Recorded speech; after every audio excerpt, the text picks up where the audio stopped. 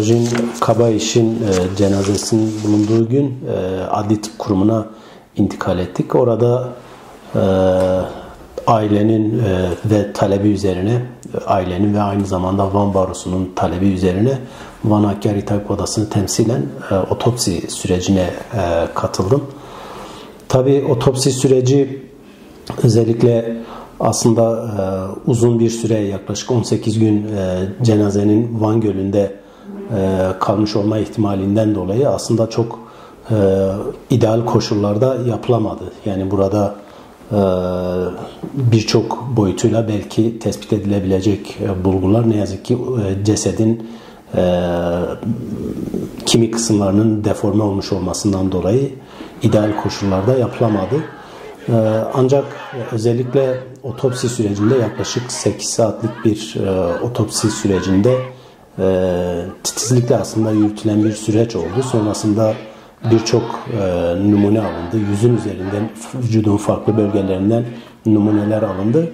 Tabi burada aslında otopsi ön raporu boğulma şeklinde açıklandı ve sonraki süreçte de ölüm sebebinin boğulma olduğu şeklinde açıklandı. Ancak daha sonraki süreçte özellikle ceset üzerinde 2 DNA'nın tespit edilmiş olması ve bu DNA'ların uzun bir süre vücudun hangi bölgesine ait olduğunun Adli Tıp Kurumu tarafından açıklanmamış olması toplumda infiale sebep oldu. Burada özellikle hani bu sürecin çok daha hassas yürütülmesi gerekiyordu.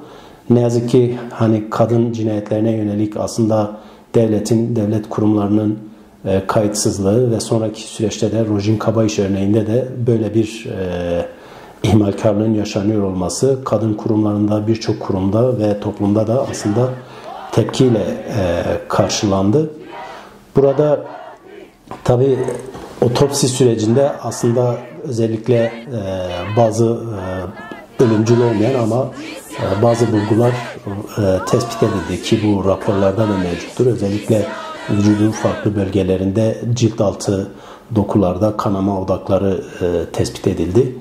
Burada bunun yanı sıra otopsi sürecinde belki bir eksiklik olarak ifade edebileceğimiz aslında diaton testi dediğimiz bir test uygulanabilirdi. Bu testin uygulanma işi de aslında otopsi sürecindeki bir eksiklik.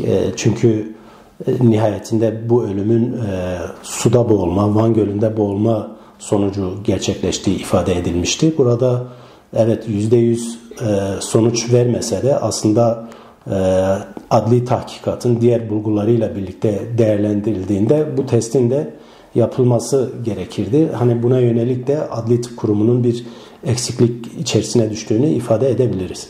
Yani bu diaton testi dediğimiz tabii ki adli tıp uzmanları bunu daha detaylı aslında bilirler bu testi. Özellikle suda yer alan işte mikroskobik canlıların boğulma neticesinde vücudun farklı dokularında akciğer, kan ve ilikte bulunmasıyla tespit edildiğinde aslında ve boğulmanın gerçekleştiği suyun örnekleriyle bu eşleşmelerin yapılmasıyla yapılan bir test. Tabii bu test hani %100 kesin sonuç veren bir test olmamakla birlikte dediğim gibi hani tahkikatın diğer bulgularıyla bir arada değerlendirildiğinde kimi zaman aslında olumlu etkileri de olan bir test. Bu testin yapılma işi dediğim gibi Adli Tıp Kurumu'nun hani otopsi sürecine dair bir eksiklik olarak ifade edebilirim. Yani burada özellikle adli tahkikatın derinleştirilerek bu sürecin yürütülmeye ihtiyacı var. Yani bu sürecin bu şekilde işte 1 yıl neredeyse tamamlandı ve bu 1 yılın sonunda daha yeni bir şekilde işte vücudun göğüs ve vajinal bölgede 2 erkeğe ait DNA'nın tespit edilmiş olduğu açıklandı. Yani bu süreçlerin aslında hassasiyetle ve toplumun farklı kesimleriyle, kurumlarıyla paylaşılarak yürütülmesi gerekir diye düşünüyorum.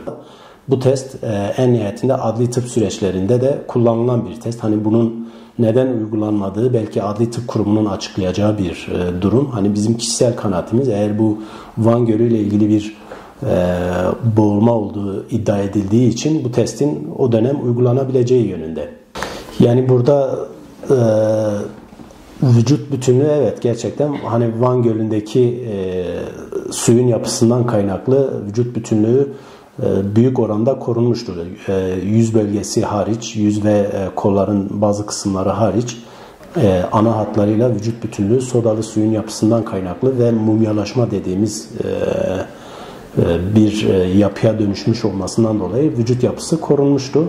Hani burada dediğim gibi bir sıcağı sıcağına yapılmış bir otopsi sürecinde elde edilecek bulgular ile işte bir 18 gün sonrasında bir vücut yapısı üzerinde yapılacak otopsi süreçleri aynı oranda objektif sonuçlar vermeyebilir. Hani bunu tahkikatın, yani Rojin Kabayiş sürecinin en başından beri doğrudan intihar üzerinde senaryoların ortaya konulması aslında belki biraz o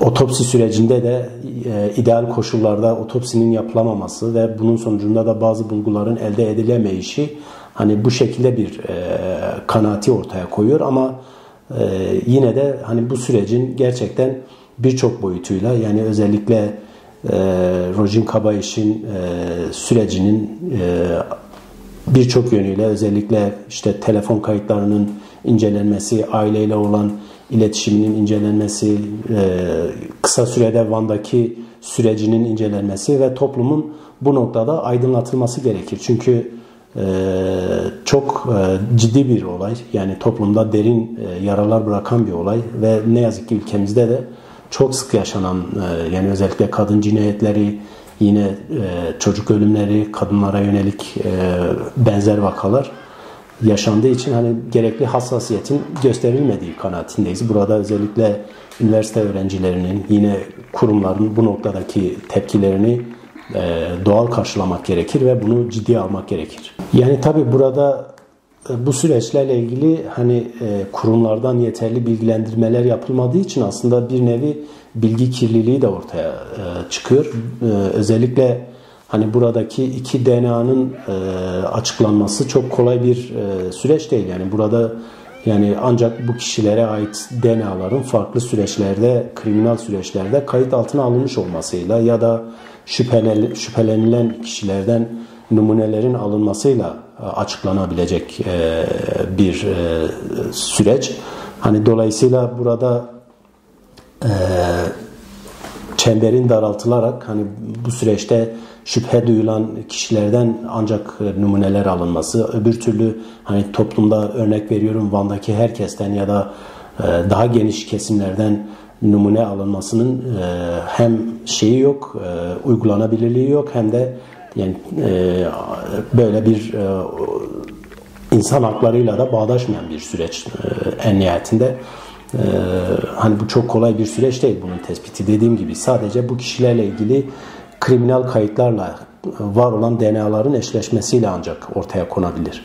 Ve işte tahkikat, yani olayın başından beri yürütülen tahkikat sürecindeki eksiklikler ne yazık ki hani bu süreci biraz zorlaştırdı. Özellikle halen tabii hukukçu arkadaşlar daha belki fazla bilgiye vakıflar, ama özellikle telefon kayıtlarının incelenip incelenmediği, Rojin Kabayiş'in hani çevresindeki ilişkileriyle ilgili, arkadaş ilişkileriyle, yurttaki ilişkileriyle ilgili tahkikatın derinleştirilmesi, hani bu süreçlerin ancak derinleştirilmesiyle bazı sonuçlar elde edilebilir. Hani ve bunun bir an önce de yürütülmesi gerekir. Çünkü bu süreç uzadıkça toplumda daha farklı soru işaretlerine, daha farklı kaygılara sebep veriyor. Açığa çıkarılması ve toplumun net bir şekilde aydınlatılması.